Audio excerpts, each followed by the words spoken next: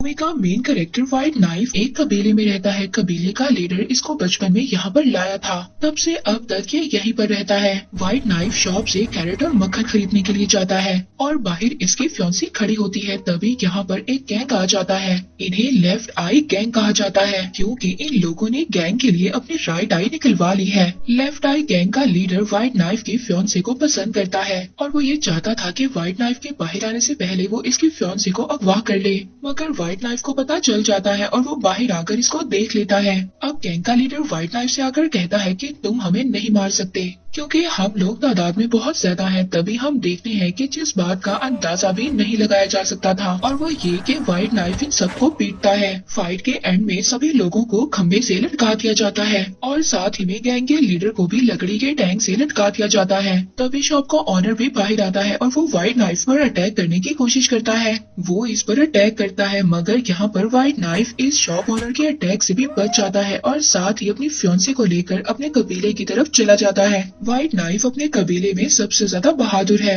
मगर शुरू से ये इस कबीले से ताल्लुक तो नहीं रखता, मगर इन लोगों ने इसको बाहर की दुनिया में रहने का तरीका भी सिखा दिया है। एक दिन हम देखते हैं कि एक व्हाइट मैन अपने बेटे को ढूंढते हुए इस कबीले में आता है। वो बताता है कि वो बचपन से अपने बेटे से नहीं मिला और यहाँ पर ये हमें पता चलता है, जैसे कि हमें पता चलता है कि व्हाइट नाइफ उसी आदमी का बेटा था जिसने उसे बचपन में खो दिया था। व्हाइट नाइफ का फादर एक डाकू है मगर अब वो ये अपना काम छोड़ना चाहता है और वो अपनी जिंदगी को अपनी मर्जी से गुजारना चाहता है। उसने चोरियां कर कर अच्छी खासी दौलत इकट्ठा कर ली है और अब वो ये दौलत अपने बेटे को देना चाहता है ताकि उसका बेटा ये दौलत अपने कबीले के लिए इस्तेमाल कर सके। और साथ ही साथ व्हाइट नाइफ को ये पता चलता है कि इसका नाम टॉमी है। अब टॉमी अपनी फियांसी की रिक्वेस्ट पर अपने फादर की दी हुई दौलत को एक्सेप्ट कर लेता है, मगर आपको बताया जाए कि अभी उसके पास ये दौलत नहीं है। एक्चुअली में टॉमी के फादर ने ये सारी दौलत पाइन के दरख्तों के नीचे छुपा दी है। अब टॉमी अपने फादर को बताता है कि जब वो स्कूल में था तो कुछ गुंडों ने उसकी मदर को मार दिया। वहाँ पर टॉमी के फादर उसको बताते हैं कि उसने साथ ही पहाड़ों में पाइन्स के ट्रीज में सारी दौलत छुपा कर रखी है। अब वो अपने बेटे को दौलत की लोकेशन बता ही रहा था तभी उसके गैंग के साथी उसका पीछा करते हुए यहाँ पर पहुँच जाते हैं। वो लोग भी दौलत चाहते हैं और पैसे के लिए पूरे कबीले को मारने को तैयार है। इसके बाद वो टॉमी के फादर को अपने साथ लेकर चले जाते हैं ताकि वो उन्हें दफन की हुई दौलत के पास लेकर चला जाए। टॉमी के फादर उसको जाते जाते ये इशारा देते हैं कि दौलत विंडमिल के पास दफन की हुई है। अब टॉमी के फादर के जाने के बाद टॉमी ये सोचता है कि वो अपने फादर की दौलत को ढूंढेगा और वो इस गैंग को देकर अपने फादर को छुड़वा लेगा। अब जब ये पहाड़ों पर दौलत तलाश करने के लिए जाता है तो वहाँ पर इसको एक मसला होता है। वहाँ पर तो बहुत ज्यादा पाइन्स के दरख्त थे मगर इसको ये नहीं पता था कि इसके फादर ने कौन से पाइन के ट्री के नीचे दौलत को दफन किया है। काफी ज्यादा खुदाई करने के बाद इसका लीडर इसको कहता है कि तुम पैसा किसी और तरीके से कमाने का सोचो, मगर कुछ ही घंटों में ये $50,000 कैसे कमा सकता था। अब इसके पास एक ही ऑप्शन था कि ये भी अपने फादर की तरह चोरी ही करे। अब ये चोरी करना नहीं चाहता था मगर ये सोचता है कि क्यों ना शहर जाकर ये बुरे लोगों से चोरी करे, यानी कि अच्छे लोगों को नुकसान ना पहुंचाए, बुरे लोगों से पैसे ले। अब ये अपनी असली शनाख्त छुपाने के लिए अपने बाल काट देता है, अच्छे कपड़े पहनता है और शहर पहुंच जाता है। शहर में एक औरत इसको अपने घर में पनाह देती है। वहाँ पर इसको पता चलता है कि उस लेडी से इसका एक भाई भी है और इसके सौतेले भाई का नाम है रमन। और अब ये अपने सौतेले भाई को भी इस मिशन में शामिल कर लेता है और अब ये दोनों मिलकर चोरी करेंगे क्योंकि ये दोनों भाई ही अपने फादर से मिलने के लिए बेचैन है।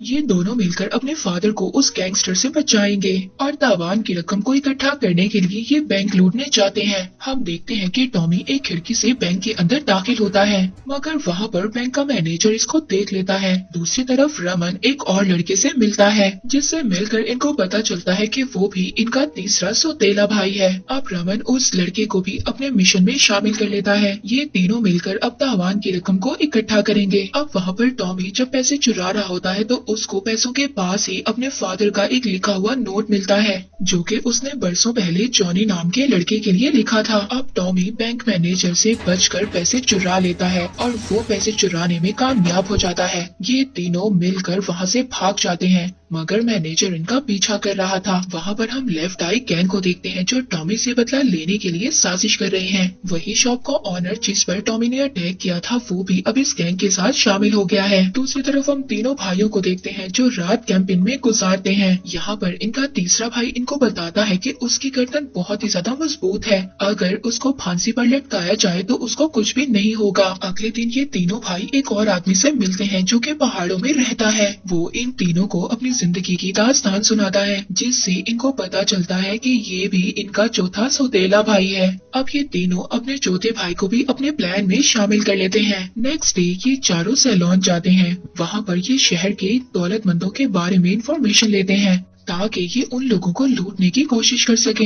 हजाब यहाँ पर इनको एक पब्लिक हाउस के बारे में भी बताता है जिसके पास गोल्ड की चिकन नगेट है। अगर ये लोग उसको चुरा लें तो वो काफी ज्यादा महंगी बिकेगी और वो बहुत ज्यादा कीमती भी है। अब ये चारों मिलकर उसको चुराने का प्लान बनाते हैं। अब पब्लिक हाउस में इनकी मुलाकात एक और आदमी से होती है। वो आदमी इनके फादर के बारे में बात कर रहा होता है और वो इनके फादर को ढूंढ रहा होता है। तभी पब्लिक हाउस का ऑनर इस आदमी को मारने लगता है। वो आदमी इन चारों भाइयों के पास आता है जिससे इन चारों को ये पता चलता है कि वो इनका पांचवा सौतेला भाई है। अब यहाँ पर टॉमी सबसे कहता है कि जो भी फ्रैंक का बेटा है वो अपना अपना हाथ खड़ा करे। यहाँ पर ये सभी लोग अपना हाथ खड़ा करते हैं। यहाँ पर अजीब बात देखने को मिलती है, जो इस पब्लिक हाउस में लड़का पियानो बजाता है वो भी अपना हाथ खड़ा करता है और ये इनका छठवां भाई है। और यहाँ पर इन्हें रिडिकुलस 6 का नाम दिया जाता है। अब ये 6 के 6 भाई शाम को अपने फादर को ढूंढने के लिए निकल पड़ते हैं। पहले तो ये वही गोल्डन चिकन नगेट को चोरी करते हैं और ये उस चिकन नगेट को चोरी करने में कामयाब भी हो जाते हैं। मगर पब्लिक हाउस का ऑनर इनको देख लेता है। वो बंदूक की नोक पर इनसे वो नगेट वापस करने का कहता है और तभी रमन उसके सर पर एक बेलचा मारता है और गलती से उसका सर अलग कर देता है। पब्लिक का ऑनर मरने से पहले अपने सर के बगैर इन पर फायर करता है। ये सब लोग उसको देखकर हैरान रह गए थे, मगर ये सभी लोग बहुत ही ज्यादा मुश्किल से वहाँ से भाग जाते हैं। इसके बाद ये एक और आदमी से जाकर मिलते हैं जो इनको बताता है कि वो बेसबॉल गेम इजाद कर रहा है और अगर ये लोग उसके साथ ये गेम खेलें तो वो इनको खजाने के बारे में बताएगा, क्योंकि वो भी इनके फादर को जानता था। ये लोग उसके साथ गेम खेलते हैं तभी वो इनको खजाने के बारे में बहुत ज्यादा बातें बताता है। इन्हें अब उस जगह का तो पता चल गया था, मगर पहले इन्हें 30,000 भी चोरी करने थे, जिसके लिए ये एक और विलेज में जाते हैं। यहाँ पर हम देखते हैं कि इनका तीसरा भाई एक लेडी के साथ बदतमीजी करता है जिसकी वजह से उसको फांसी पर लटकाने का ऑर्डर दिया जाता है। लेकिन तभी बाकी भाई वहाँ पर लूट रहे होते हैं ताकि वो अपने पैसे पूरे कर सके। ये सभी लोग इतनी आसानी से इसलिए लूट रहे थे क्योंकि गांव के जो बाकी लोग थे वो इनके तीसरे भाई की फांसी देखने के लिए गए हुए थे। जब यहाँ पर ये भाई सिर्फ रात की दुकान को लूटने में मसरूफ थे और वहाँ पर दूसरे भाई को फांसी दी जा रही थी, मगर जो इनके भाई ने इनको बताया था कि उसकी गर्दन बहुत ज्यादा मजबूत है वो झूठ नहीं बल्कि एक हकीकत थी। वहाँ पर इनका भाई फांसी से डरा हुआ नहीं था बल्कि वो तो फांसी को एंजॉय कर रहा था और पूरा का पूरा गांव उसको देखकर हैरान रह गया था। अब गांव का लीडर उसको वहाँ पर गोली मारकर मौत के घाटी उतारने वाला होता है, मगर तभी उसके भाई उसको बचा लेते हैं। ये यहाँ से सिर्फ रात लेकर भाग जाते हैं। नेक्स्ट सीन में हम इन्हें दरिया में नहाते हुए देखते हैं, मगर यहाँ पर लेफ्ट आई गैंग इन पर अटैक कर देता है और साथ ही साथ इनके सारे पैसे लेकर भाग जाते हैं। अब जो इन सब भाइयों ने हासिल किया था वो ये सब लोग खो चुके थे और अपने फादर को बचाने की उम्मीद भी हार चुके थे। मगर तभी इनमें से इनका एक भाई शहर में होने वाले जुए के बारे में बताता है जहाँ पर अमीर अमीर लोग आते हैं, अगर ये चाहें तो उन्हें लूट सकते हैं और इसके बाद इनकी ये उम्मीद दोबारा से जिंदा हो सकती है। अब ये लोग वहाँ पर जाते हैं। इनका एक भाई रमन एक अमीर ताजिर बनता है जिसके साथ बाकी भाई गार्ड्स बने हुए थे, मगर तभी एक आदमी को इन पर शक हो जाता है। ये लोग वहाँ पर चाकू से डरा कर सभी लोगों से पैसे लेकर भाग जाते हैं। इसके बाद ये बेसबॉल प्लेयर की बताई हुई उसी जगह पर पहुँच जाते हैं जहाँ पर इन्हें विंडमिल तो दिखाई नहीं दे रही थी। ये लोग परेशान हो गए थे